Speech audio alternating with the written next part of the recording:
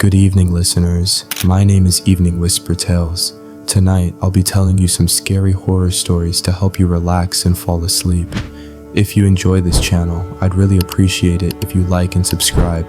Now, let's begin our evening together. Story 1. The night would not finish. The argument wasn't loud. That was the first strange thing about it. You and your wife had learned over the years how to fight quietly in front of your daughter. Voices kept low, sentences trimmed short, anger folded neatly into politeness until it could be unpacked later. Tonight's version of that skill had become so automatic you barely notice yourselves doing it. "I just think we missed the turn," your wife said from the passenger seat, eyes fixed on the road ahead. You tightened your grip on the steering wheel. "I didn't see a turn." "You weren't looking at the signs." "I was." Your daughter sat in the back seat, kicking her heels softly against her booster, humming to herself in that wandering, tuneless way she did when she was tired, but refusing to admit it. The hum faded in and out, sometimes drifting into a song you recognized, sometimes becoming something entirely new. The road stretched forward under, your headlights wet and reflective, though it hadn't rained all evening. Tall trees crowded close on either side, their trunks pale as bones, branches arching overhead until they nearly touched above the car, knitting the sky into a narrow tunnel of stars. You didn't remember this stretch of road. That thought arrived fully formed, heavy in your stomach. The GPS screen glowed on the dashboard, its map stubbornly blank except for a blue dot drifting along a gray nothingness. "No service," your wife murmured. You nodded, though she hadn't asked a question. The radio crackled once, then went silent. Not static, silence. Your daughter leaned forward between the seats. "Daddy?" "Yeah, kiddo." "Why is it still night?" You frowned. "What do you mean?" She pointed up through the windshield. "We've been driving a long time. Shouldn't it be morning?" You opened your mouth to answer, closed it again. The clock on the dash read 11:47 p.m. You were certain it had said that 20 minutes ago. The hum from the tires changed pitch as the asphalt narrowed, the yellow center line fading until it looked less painted and more remembered, a ghost of a line that had been there once and been worn down by years of passing wheels. Your wife shifted in her seat. "Slow down." "I'm slowing down." The trees didn't seem to move faster or slower anymore. They simply stood there, watching the car slip through their ribs. Then the road curved, a gentle bend to the right. You had no memory of it. When you followed it, the forest opened into a clearing. A house waited there, 2 stories, pale siding, porch running the width of the front. Boards clean and dry despite the damp earth around them. No driveway, no mailbox, no fence. One upstairs window glowed with warm yellow light. Your foot eased off the gas. You hadn't told it to. The car slowed anyway. Your wife whispered, "That wasn't there before." You didn't answer because you didn't trust your voice. The engine ticked as it cooled. Your daughter pressed her face to the glass. "Is that our house?"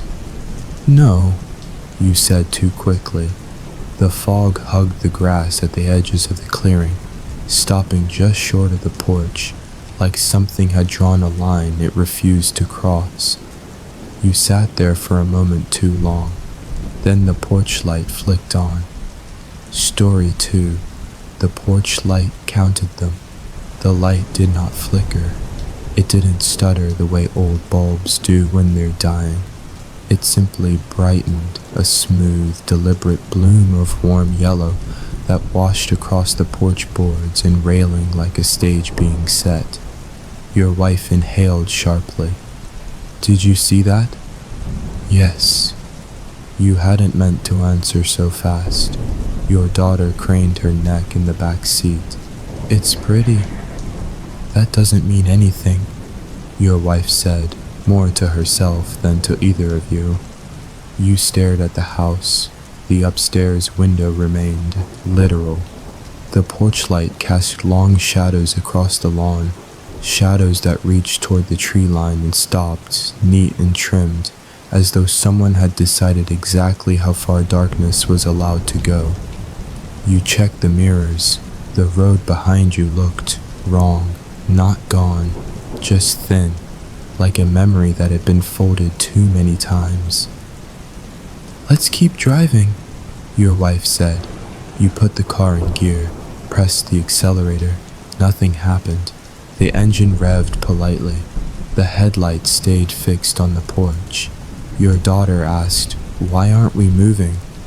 You tried again. The car shuddered slightly, as if it had rolled over something soft. The dashboard lights blinked. The GPS screen went black. You turned the key. The engine died. Silence rushed in to fill the space it left, thick and padded. Your wife whispered, "Okay, that's not normal." "No," you said. You reached for your phone. No signal, no bars, not even the little empty triangle, just a blank grid where reception usually lived. In the back seat, your daughter swung her legs gently. "Are we camping?" "No," your wife and you said at the same time. Fog crept closer to the edge of the porch, curling around the steps but never climbing them. Like the house wore some invisible fence the rest of the night obeyed. You opened your door. Cold air poured in, sharp and damp, carrying the smell of wet leaves and metal and something faintly sweet underneath. Laundry soap, maybe, or wood polish. The porch boards didn't creak when you stepped onto them. They shifted, adjusted, the sound of wood settling around weight it had been expecting. You turned back to your family. "Stay here." Your wife shook her head immediately. "No." She unbuckled your daughter before you could argue. The three of you stood at the bottom of the steps, the porch looming above like a shallow stage. Up close, the railing was freshly painted, no chips, no peeling. The ducker was white, spotless, handle polished to a dull shine. You reached for it. Stopped. The knob was warm. Your wife whispered, "That's not right." You knocked, once, twice. The sound was soft, swallowed by the house before it could echo. The porch light brightened a fraction, and from somewhere inside, deep in the walls, came a quiet sound. Wood shifting, slow and heavy like the house rolling over in its sleep. Story 3. My daughter wouldn't leave the steps. You didn't knock again. You told yourself you wouldn't knock again. Something about the way the sound had disappeared into the house, too soft, too final, made your skin crawl. It felt like the house had accepted the knock instead of answering it, like a box being checked. You turned toward your wife. She was watching your daughter. Your daughter had climbed the first porch step without saying anything. One foot on the wood, the other still in the grass, frozen halfway, like she was listening for something only she could hear. "Sweetheart," your wife said gently, the way she spoke when she didn't want to scare her. "Come back down." Your daughter didn't move. The porch boards under her sneaker warmed. You could see it in the way she relaxed, just a little, shoulders dropping, toes uncurling inside her shoe. "Daddy," she said, still facing the door. "It's warm." You stepped forward and took her hand. The warmth bled into your palm, not heat, comfort, like sun through a window in winter. You pulled her back. The board cooled immediately. She frowned. "Why did you do that?" Your wife stared at the porch. I I didn't feel that. You hadn't either, not until you touched her. You lifted your daughter into your arms. She protested weakly, then stopped, resting her head on your shoulder, like she suddenly remembered how tired she was. The porch light pulsed, once, like a heartbeat. Your wife whispered, "It's reacting to her." The front door handle turned, just a fraction. No sound, no click, just the smallest movement, metal shifting under invisible fingers. You backed away instinctively. The handle returned to center. The door did not open. Your daughter sighed, a long, soft sound, too relaxed for the moment. "Mommy," she murmured, eyes half-lidded. "Can we go inside? It smells clean." Your wife stiffened. "Smells like what?" "Like my blanket." You smelled it too now. Cotton and detergent and something faintly sweet, drifting through the doorframe, a bedtime smell. You didn't answer. Behind you, the fog crept closer, not toward the house, toward you. Story 4. My wife heard someone using her name. The Falca didn't rush. It never rushed. It slid across the grass in slow sheets, curling around the tires, brushing your ankles with damp cold, retreating when you shifted your weight as though it was testing the space you occupied. Your wife whispered, "We need to go, right now." You nodded. You turned toward the car and froze. The headlights were still on, but they didn't reach the trees anymore.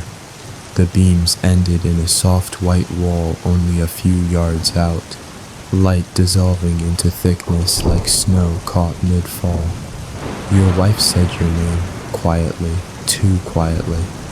You turned to her. She was looking past you, at the porch. "No," she whispered. You followed her gaze.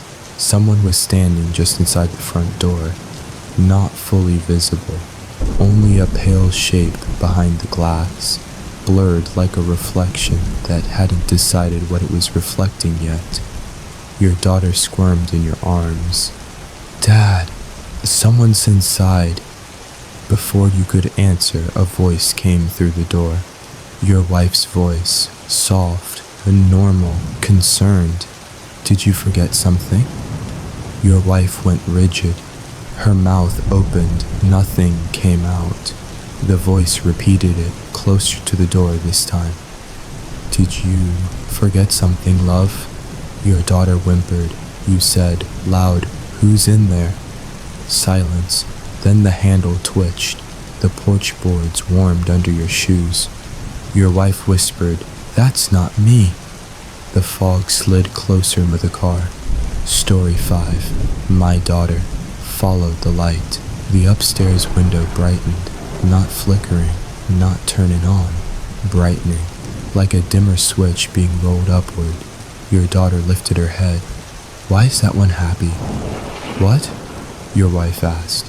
"The light," she said, pointing. "It's smiling." You followed her finger. It wasn't smiling, it was just warm, but something about the way it glowed felt intentional, like it had chosen a temperature meant for children and bedtime stories. The porch light dimmed. The upstairs window became the brightest thing in the clearing. Your daughter leaned forward in your arms. You tightened your hold. She wriggled anyway, drawn toward the steps with surprising strength. "It's my room," she murmured. Your wife snapped, "No, it isn't." Your daughter frowned. "It feels like it is."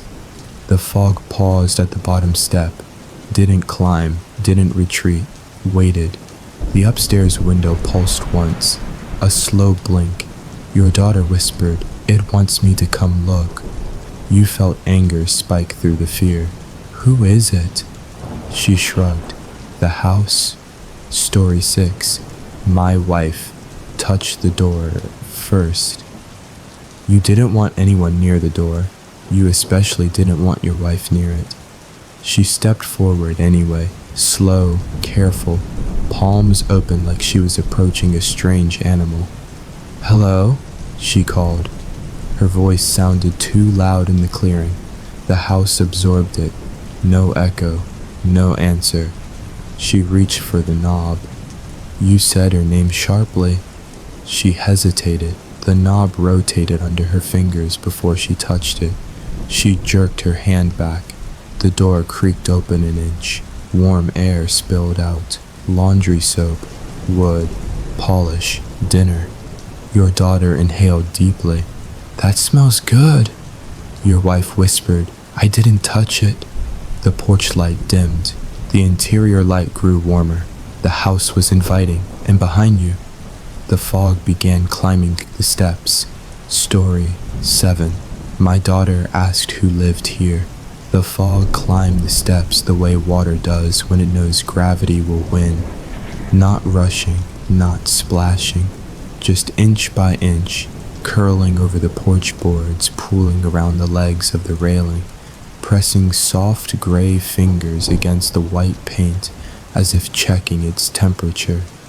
Your daughter watched it with the careful fascination she usually reserved for bugs or strange clouds. Daddy, she whispered, why is the fog coming up now?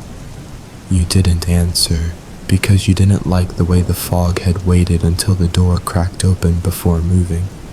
You didn't like the way the house had stayed dry and warm while the night crept closer. Your wife kept one hand behind her back, like she was resisting the urge to grab your sleeve. Close it, she murmured. The door didn't open any farther. It didn't close either. It stayed exactly where it was, an inch-wide invitation. Warm air slid across your face, smelling like fabric softener and cooked vegetables and something faintly sweet beneath it all, the kind of smell that usually meant home after a long day. Your daughter inhaled again, deeper this time. That's soup, she said. Your wife stiffened. How do you know? It smells like when you make soup when I'm sick. You exchanged a look. You hadn't made soup like that in years. Your wife whispered, who lives here? The house answered her, not with words, with sound. Something inside shifted, wood sliding against wood, not settling, but moving with purpose. A footstep, maybe, or the idea of one. The kind of sound that makes you tilt your head because your brain is trying to decide whether it's safe. Your daughter leaned forward in your arms. You tightened your grip. She didn't fight. She simply stared to the thin, dark gap between door and frame. Someone little, she said. Your chest tightened. What do you mean? Someone my size. The fog touched the toe of your shoe. Cold. So cold it burned. The porch board stayed warm. The house was drawing a line. Story 8. My wife swore. She'd heard me inside. Your wife grabbed your arm. Don't move. You froze. What? She nodded toward the doorway. I heard you. You stared at her. I didn't say anything. She shook her head slowly. From inside, you said my name. Your stomach dropped. No. I swear, you sounded tired. The gap in the door widened a hair. The warmth thickened. The smell of dinner sharpened. Your daughter whispered, Daddy's hungry. You said, No, I'm not. She blinked at you, confused, but you said you were. Your wife whispered, I didn't hear that. I didn't say that either. The fog crept another inch higher. Behind you, the woods stayed perfectly still. No insects, no wind, no owl calls. Just trees standing in formation like they'd been told to wait. From inside the house, a voice spoke. Yours, soft, calm. We can come in now. Your wife let out a sound halfway between a gasp and a sob. Your daughter smiled faintly. That's you. No, you said. That isn't. The voice tried again, warmer. Come on, it's cold out there. The porch boards warmed under your feet. The fog lapped at your heels. Story 9. My daughter let go of my hand. You don't remember loosening your grip. You only remember realizing it was loose. Your daughter slid down out of your arms, landing lightly on the porch boards. She didn't run. She didn't rush. She took one step toward the door. "Sweetheart," your wife said sharply. Your daughter paused, looked back. Her eyes were heavy, glossy with tiredness, the way they got when she'd stayed up too late. "But he's inside," she said. Your wife shook her head violently. "No, he isn't." She pointed. The gap in the door widened another inch. Something pale waited behind the glass. And not a face. Not yet. Just the suggestion of a shape. Your daughter took another step. The fog surged behind you, curling around the tires, brushing your calves. You lunged forward and grabbed her wrist. The porch boards under her sneaker glowed faintly warm. The fog recoiled. Your daughter frowned at you. "You're hurting the house." "I don't care," you said. She blinked, confused, then frightened. Your wife rushed forward and scooped her up again, clutching her too tight, rocking slightly without realizing it. The voice inside went quiet. The warmth dimmed. For a moment, everything held still. Then, the upstairs window brightened, not the porch, not the hall, the one above you. Your daughter buried her face in your wife's shoulder. "It's mad," she whispered. The house shifted, not angry, patient, like something that had learned that you don't scold children. You wait. Story 10. My wife. Noticed the road was gone. You backed away from the porch, slow and careful, eyes never leaving the door. The fog parted behind you. You turned. The clearing ended where the road should have been. Trees stood shoulder to shoulder, trunks pale and close, branches woven so tightly together that no space remained for asphalt, gravel, or tire tracks. Your car sat on grass, not dirt, grass, no ruts, no sign it had driven in. Your wife whispered, "Where's the road?" You walked around the car. The forest continued in every direction. You checked behind the trunk. Nothing, no curve, no opening, no exit. Your daughter sniffled. "I want to go home." Your wife hugged her closer. "I know, baby." You opened the driver's door. The interior light flicked on. The dashboard clock still read 11:47 p.m. Hadn't moved. Your phone vibrated in your pocket. Hope surged. You pulled it out. No signal. But a new notification glowed on the screen. "Welcome back. You didn't remember being here before." But the house across the clearing. Its upstairs window blinked once, like it was glad you'd remembered. Story 11. My daughter asked why the house was breathing. You didn't answer the notification. You couldn't. You slid the phone back into your pocket like it might burn you. Eyes still locked on the glowing upstairs window. Behind you, the forest was too neat, not peaceful, arranged. Every trunk spaced with the same careful distance. Branches braided overhead like the ceiling of a cathedral built for animals that didn't move anymore. Your daughter shifted in your wife's arms. "Daddy?" "Yeah?" "The house is breathing." You frowned. "What do you mean?" She tilted her head, listening, and then you heard it too. Not wind, not insects. A slow, deep sound traveling through wood and air alike. In, out. The porch boards creaked softly in time with it. The upstairs light pulsed with the rhythm. Your wife whispered, "That's not possible." The fog around the steps moved with the same timing, rising and settling like lungs. The door eased open another inch. The smell of soup thickened. Your daughter pressed her ear against your wife's chest. "It's tired." You didn't like that she'd chosen that word. You moved closer to the car, hurting them with your body, keeping yourself between your family and the porch. The breathing didn't stop. It followed. Story 12. My wife found the curtains moving. The upstairs window shifted just a flicker of fabric. Your wife squinted. Did the curtain just... Yes! It slid back. Not enough to show anything inside. Enough to show someone could be there. You raised your voice. Hello? The word vanished into the clearing. No echo, no reply. The porch light dimmed. The upstairs window brightened. Your daughter murmured, "They're trading." "What?" "The lights," she said. "They take turns." You didn't like that she'd already started talking about the house like it was a group. Your wife whispered, "Why would it have curtains if nobody's home?" A shadow passed behind the fabric. Tall, thin, wrong, then gone. Your wife gasped.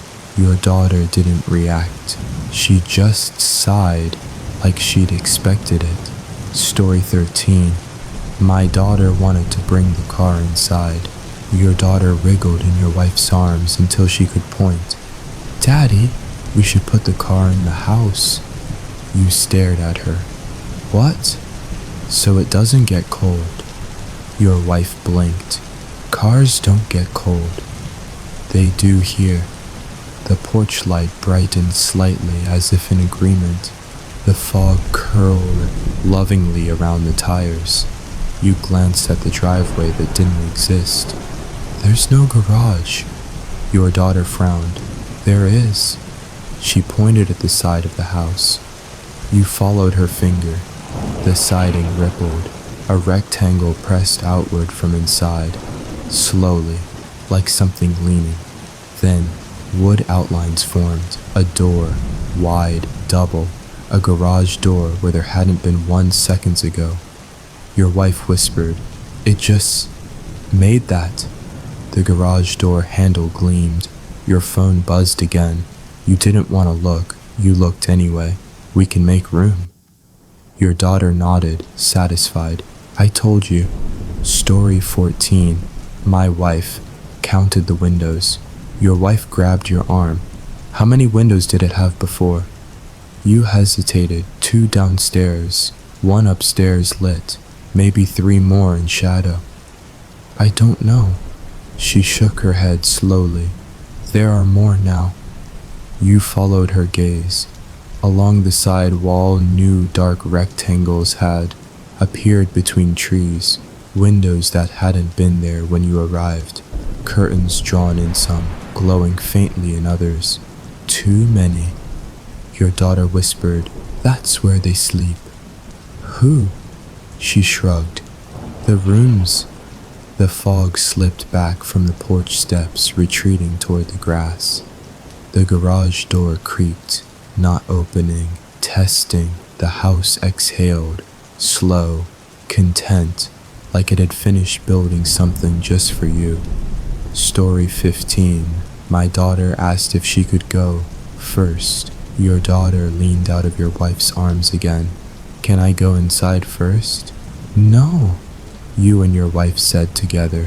She pouted. "It knows me." Your wife stiffened. "What do you mean?"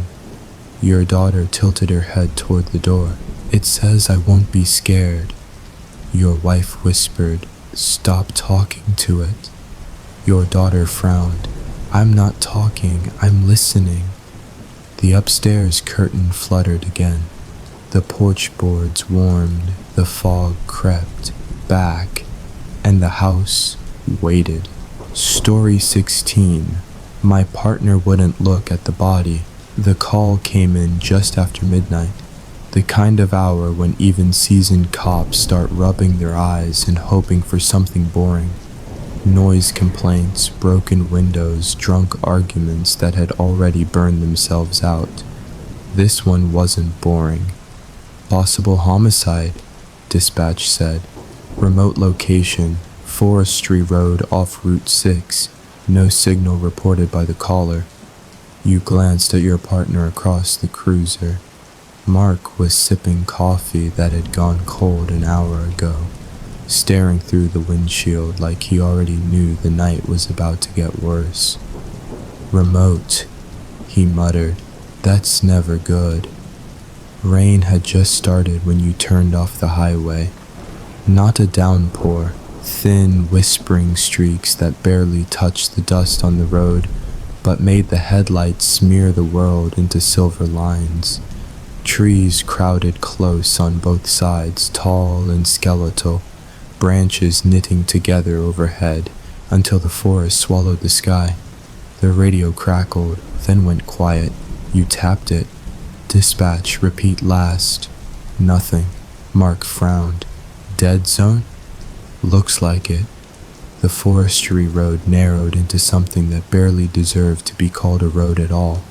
Mud, gravel, weeds creeping in from both sides.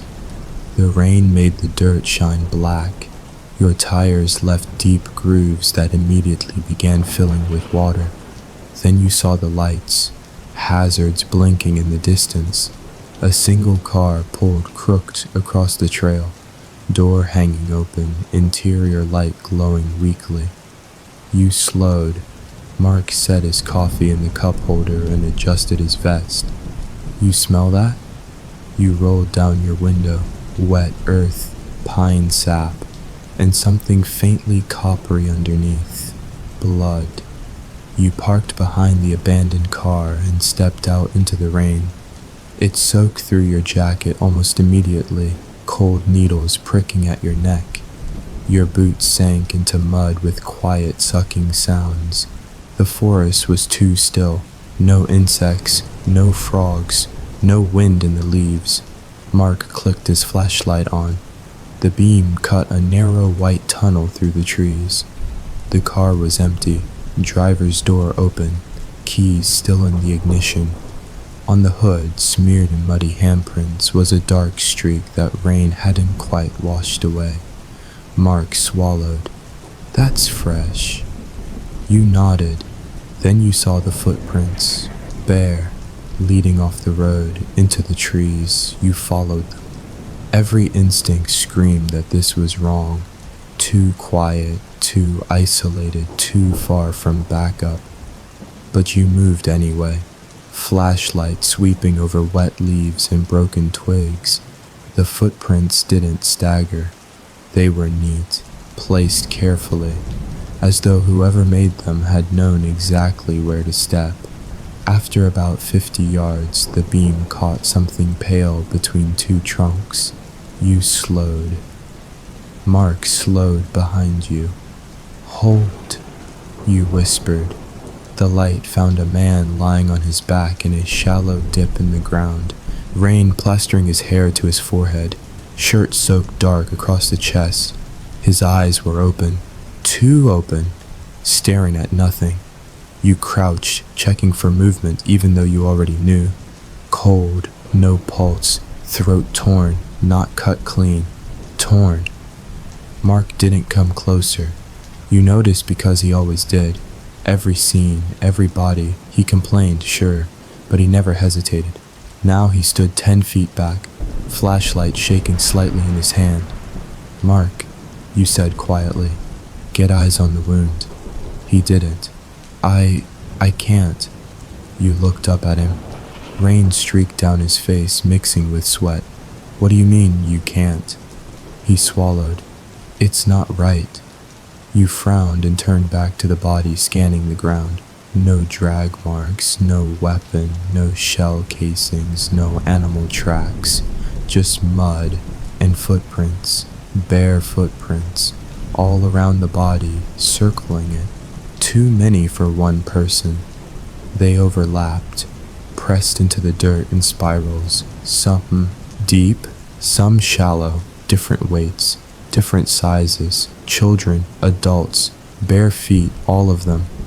You stood slowly. "Mark, how many people you see here?" He didn't answer. You followed his gaze. He wasn't looking at the body. He was staring into the trees behind it. Your stomach tightened. "What?" he whispered, barely loud enough to hear over the rain. They're still here. You swung your flashlight. The beam cut across trunks, branches, darkness, then movement. Not fast, not hiding, just a shape shifting behind a tree, like someone leaning back, an inch too late. You raised your gun. Sheriff's office, show yourself. Nothing. The forest stayed silent. Mark whispered, they're barefoot. Your pulse thudded in your ears. Who is they? He shook his head slowly, eyes wide. I don't know. Then the radio on your shoulder crackled, not static, breathing, slow, wet, and from somewhere deeper in the woods, something answered it. A soft sound, like feet pressing into mud, coming closer. Story 17. My brother went into the lake. First, we weren't supposed to swim. That had been the rule all day. The lake looked calm, too calm, honestly. Its surface stretched flat and dark like polished stone, reflecting the pine trees around it so perfectly that the forest appeared doubled. The air was cooling fast, the sun already sinking behind the hills, turning the sky the color of bruised peaches and ash. Camping rulebook said don't go in after sunset. My brother Ethan never cared about rulebooks. He stood at the edge of the dock in his boots, rolling up his jeans, staring out across the water, with the grin that meant he'd already decided. You're not doing that, I said. He glanced back at me over his shoulder. Doing what? You know exactly what. Behind us, our friends were unpacking coolers and lanterns, arguing about who forgot the marshmallows. Laughter floated through the trees. Someone kicked gravel. Someone cracked open a drink. Normal sounds, safe sounds. Ethan toed off one boot and nudged it under the bench. Relax. I just want to see how cold it is. You can see that from here. He didn't answer. He stepped onto the dock barefoot. The boards creaked under his weight, damp from lake mist, darkened by decades of wet feet and algae. The smell down here was different from the campsite. Mud, rotten leaves, something mineral and metallic. Ethan leaned forward and squinted at the water. Does it look thicker to you? He asked. I frowned. Thicker? Like oil, he said. Not shiny, just heavy. I walked closer. The lake didn't ripple. Not when a breeze passed. Not when a bug skimmed the surface. It just sat there, holding the reflection of the sky without distortion. You're psyching yourself out, I said. Ethan shrugged and jumped. The splash came late. Too late. There should have been an immediate slap of water, a crash, ripples racing outward. Instead, plop, soft, contained, like he dropped into something dense. The surface closed over him without much fuss. I leaned forward. Okay, funny, get out. No answer. 2 seconds passed. 3. Then his head broke the surface. Water slid off him strangely, clinging longer than it should, stretching in thin ropes from his hair and shoulders before snapping back into the lake. He blinked, coughed once. Cold? I called. He floated there without treading water, just buoyant. I didn't hit bottom, he said. That's because it's deep. No, he replied slowly. I mean, I kept going, and then I didn't. I didn't like that. You're freaking me out. Come back. He turned in the water, paused, frowned at the far end of the lake. Did someone else jump in? My stomach tightened. No. There was a splash. Behind us, laughter from camp continued. Someone had turned music on low. The lanterns flickered to life one by one. Ethan whispered, right behind me. The lake stayed smooth. No ripples, nothing. I crouched at the edge of the dock. Ethan, get out, now. He started swimming back. Slowly, too slowly. Each stroke barely disturbed the surface, as if the water was swallowing his movements before they could register. Halfway to the dock, he stopped again. "Dude," I snapped. "Move." His eyes were wide, not panicked, confused. "There's something touching my leg." I stood. "Probably weeds." He shook his head.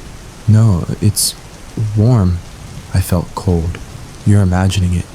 He looked down at the water.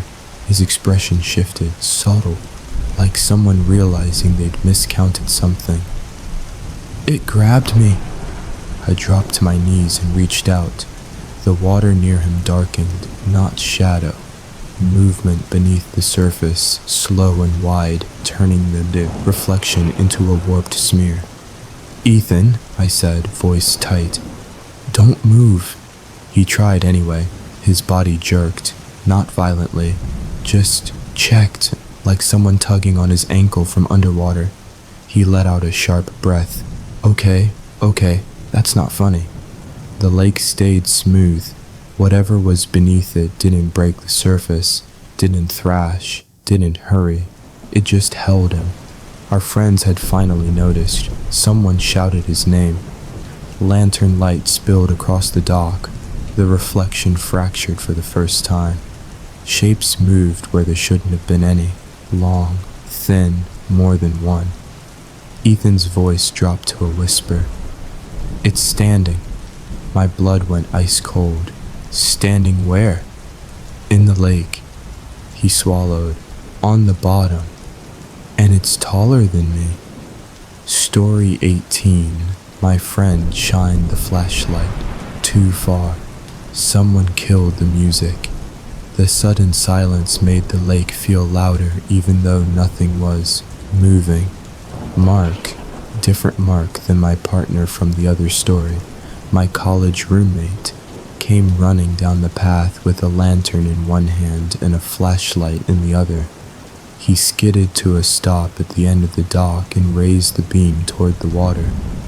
"Ethan?" he shouted. Ethan didn't answer right away. He was staring down between his legs now, breathing shallowly, arms half spread in the water like he was afraid to kick. "I can't feel the bottom," he said. "I can't feel anything under me except..." He stopped. "Except something that feels like hands." I swore. Mark's flashlight cut across the surface, the beam stabbing into the dark water. For a second, it just reflected back at us, white glare flattening into nothing. Then the light sank, not bent, not diffused, sank, like the lake accepted it. Mark leaned forward.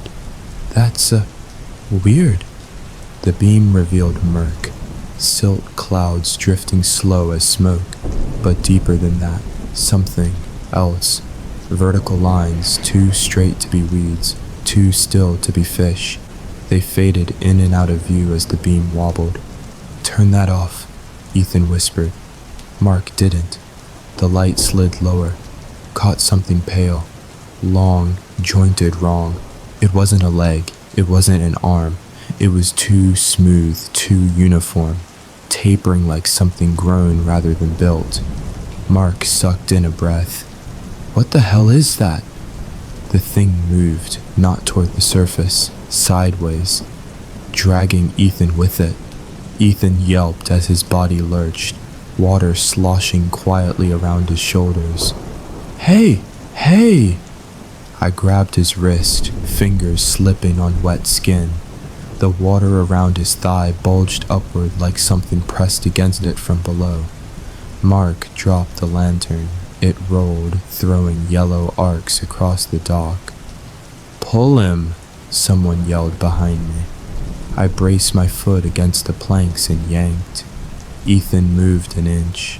The lake resisted, not violently, patiently, like we were tugging against thick rubber. "Don't fight it," Ethan gasped. "What?" It's pulling when I pull." The beam drifted again, lower, caught more shapes, not 1, 3, 5, standing in the silt like reeds, except reeds don't have knees, reeds don't have shoulders. Reeds don't arrange themselves in a loose semicircle around a person. Mark whispered, "There's a lot of them." The water near the dock rippled for the first time. A slow ring, another. Something shifted closer. Ethan whimpered, "It's climbing." I didn't think. I grabbed the rope tied to the dock post, the old one used for canoes, and flung the loose end toward him. "Grab it." He missed. The water tugged him sideways again, this time harder. His free arm slapped the surface, panic breaking through. "I can't see it," he said. "I can't see its face." My stomach twisted. Does it have one? A pause. No. The rope brushed his shoulder. He caught it. I pulled hard. The water bulged again. Something beneath him shifted position. The flashlight beam jittered. Mark dropped it. Darkness swallowed the lake. We heard movement then, not splashing, pressure, displacement, like something enormous rolling over under a sheet. Ethan screamed, not loud, choked, like his breath had been punched out of him. The rope went tight. I pulled until my shoulders burned. Someone grabbed me around the waist to help.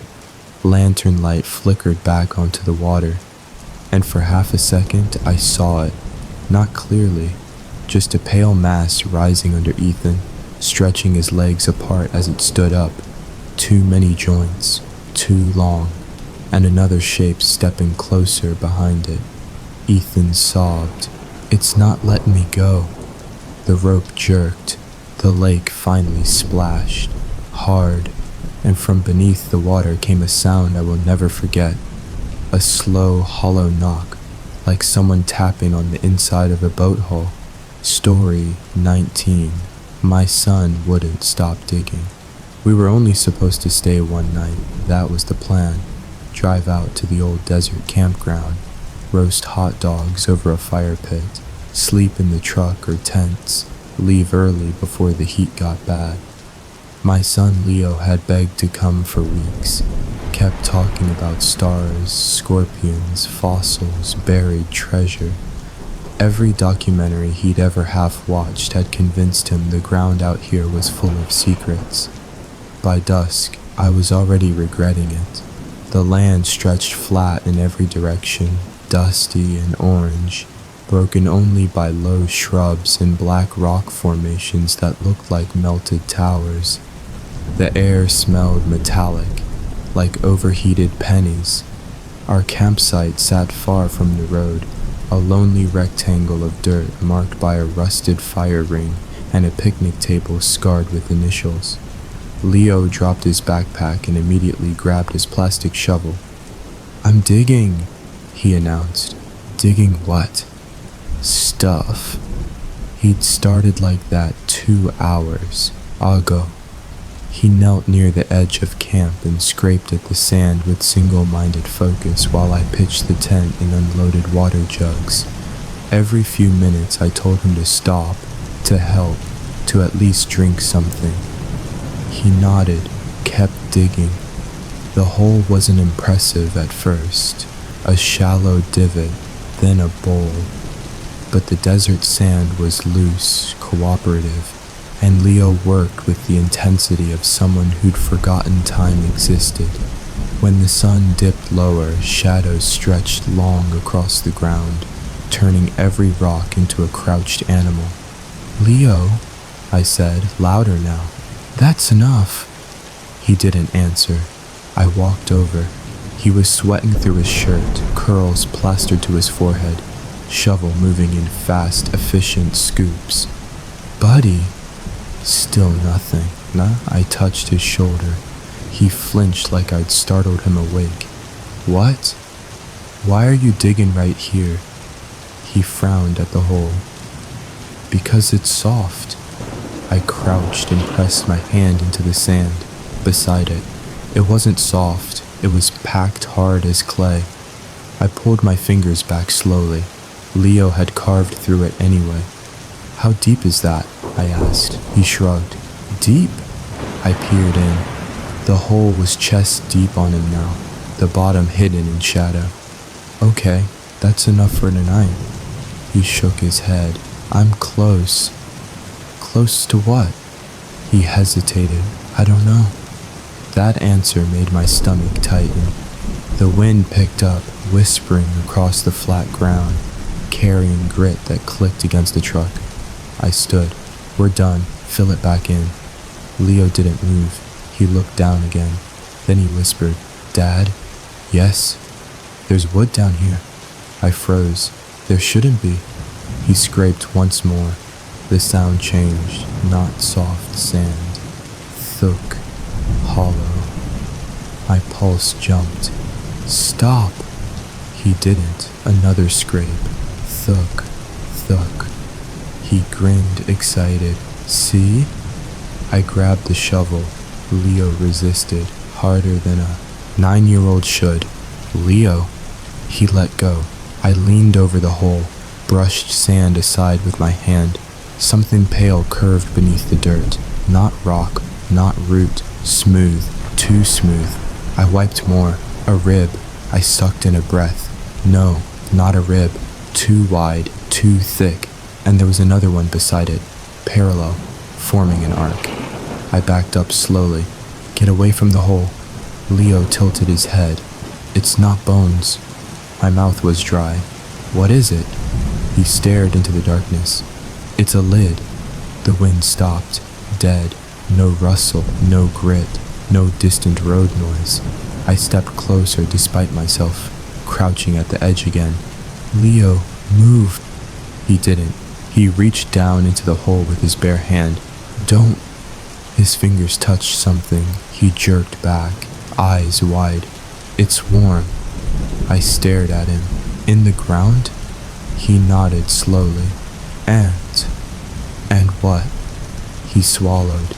It knocked back. Story 20. My wife wouldn't blink. We weren't arguing.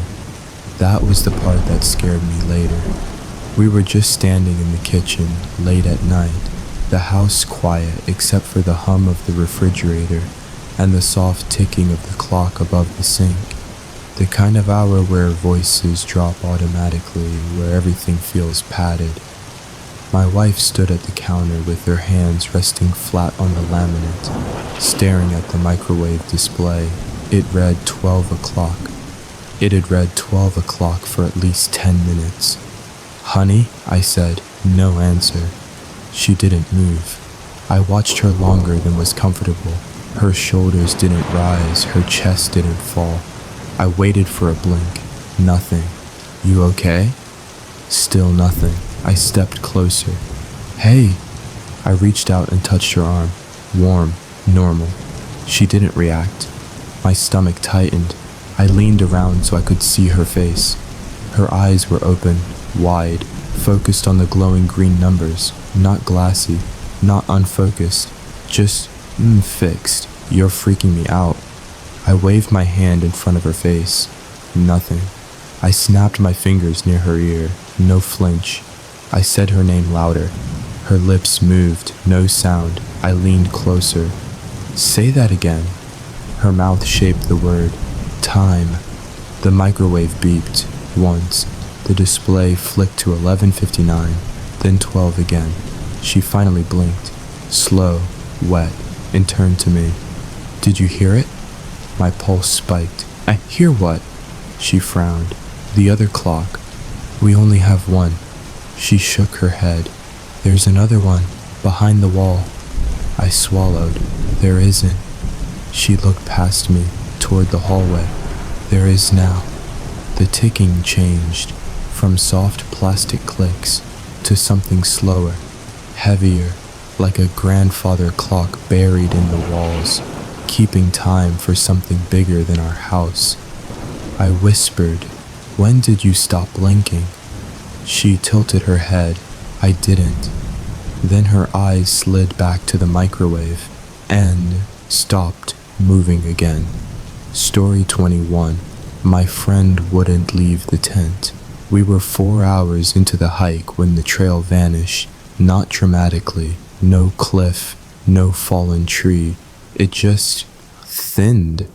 The dirt path faded into pine needles and roots until the blazed marks on the trunks disappeared and the forest became a wall of vertical brown lines. Jake stopped first. We took a wrong turn. I checked my phone. No bars. Of course. Maya squinted at the canopy. It was right here. Behind us, the trees looked the same. Ahead of us, they looked the same. The kind of sameness that makes your brain itch. We argued quietly for a minute, left or right, uphill or down, before deciding to backtrack. We walked. 10 minutes, 20. The ground never changed. I swear we passed that rock already, Sam muttered. We hadn't. Then we did. A gray slab with a white vein down the middle. Exactly the same. Same moss, same crack. Jake kicked it. Okay, nope, don't like that. Dust came fast under the trees. Too fast. We found a clearing that hadn't been there before. A flat circle of dirt ringed with stones blackened by old fires. No trail, no marker, just space. Maya sighed. We camp. First light, we try again. No one argued. The forest went quiet while we set up. Not peaceful, expectant. Jake crawled into his tent before we finished unloading packs. All ready? Sam asked. Tired. We ate energy bars and drank warm water while the sky darkened through the canopy. Jake didn't come back out.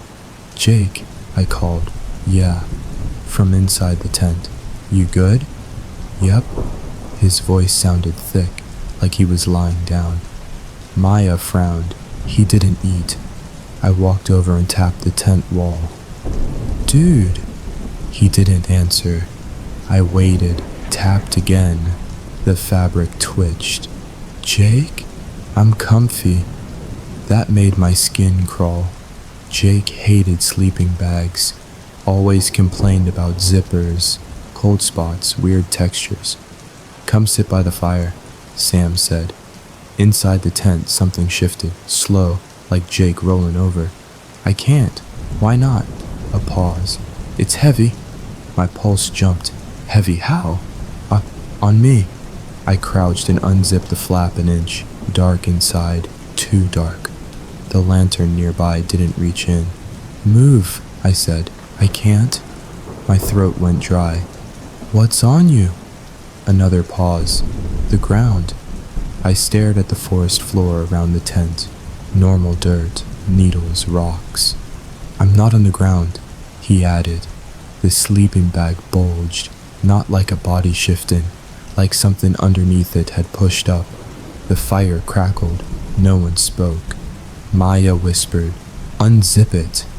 I reached for the zipper again. From inside the tent, Jake's voice changed. Not louder, closer. Don't. Story 22. My daughter kept standing in the hallway.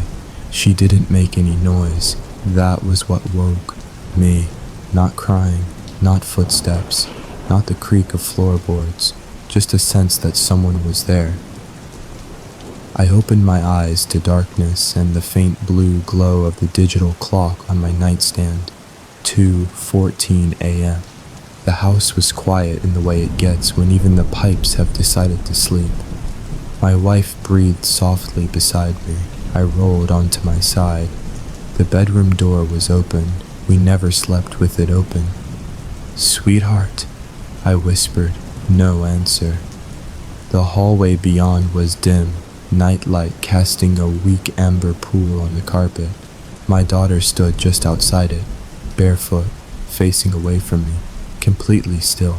I sat up. "Hey!" She didn't turn. "Why are you up?" Silence.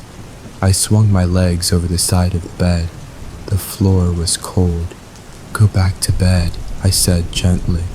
She didn't move. Her shoulders were lifted too high, like she was holding her breath. I walked closer. Halfway across the room, she spoke. "Dad?" "Yes." "Don't come out here." My stomach dropped. "What?" There's someone in my room. I froze. Where's Mom? She's sleeping. She's right behind me. No, my daughter whispered. She's in my bed. I took another step. My daughter's head tilted slightly. You shouldn't see her yet, I whispered. See who? She didn't answer.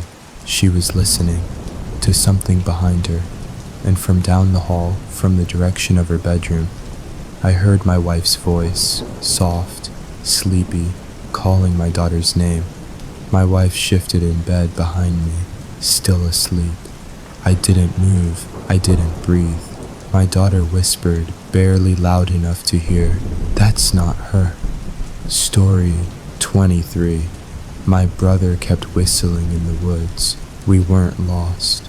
That was the thing everyone kept saying, like repeating it could make it true. We just missed the turnoff, my brother Luke said for the third time, swinging his flashlight beam through the trees. Trailhead's gotta be close. The woods answered with silence. Not the peaceful kind, the hollow kind. 6 of us stood in a loose cluster on what was supposed to be a maintained hiking trail. Packed dirt, reflective markers nailed to trunks, the occasional rotting log turned into a bench.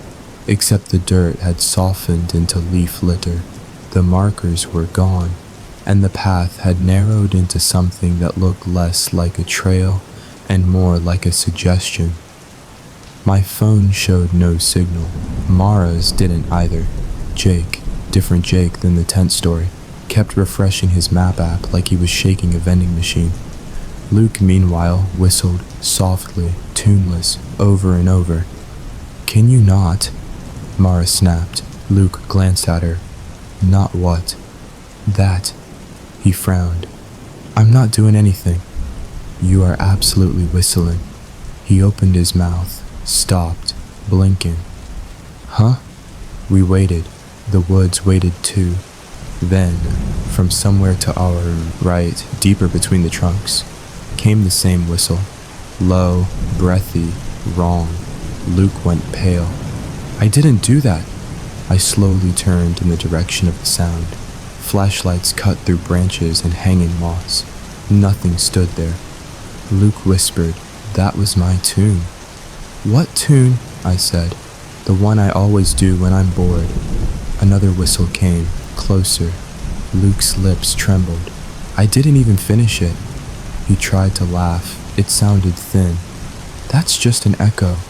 Mara shook her head. "Forests don't echo like that." Luke lifted his flashlight. His hand shook. The whistle came again, right behind us. We spun. Nothing. Jake whispered, "Stop." Luke swallowed. "Stop what?" That sound. I'm not." The whistle cut him off. From directly above us in the branches, something shifted, leaves rustled, not wind, weight. Luke backed into me. "I don't like this." "You ever whistled up there?" I asked. He shook his head slowly. "No." Another whistle, longer this time, patient, like it wanted him to answer. Luke pressed his lips together. Didn't move, didn't breathe. The whistle repeated, closer, matching his pitch, waiting for harmony. I grabbed his sleeve. "Don't," he whispered. "It knows my lungs." We stood frozen while the sound drifted through the canopy, circling without footsteps, without shape, just breath and tone moving where no person should have been able to stand. Then Luke did the worst possible thing. He whistled back, just once, quiet. The woods fell completely silent.